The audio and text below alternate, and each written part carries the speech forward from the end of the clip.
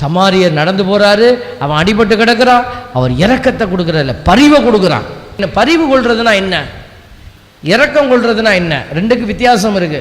பக்கத்தில் நம்ம வீடுகளுக்கு பக்கத்தில் யாராவது கஷ்டப்படுவாங்க, ஏதாவது ஒரு விஷயமா இருக்கும், நீங்கள் என்ன செய்யணும், அப்போ பரிவு கொள்ளணும், இரக்கம் கொண்டுட்டு போயிடக்கூடாது. அந்த அக்காவுக்கு என்னன்னு தெரியல, உடம்புக்கு ஒன்றும் சரியில்லையா, படுத்த படுக்கையா கிடக்குதான், போயிடக்கூடாது.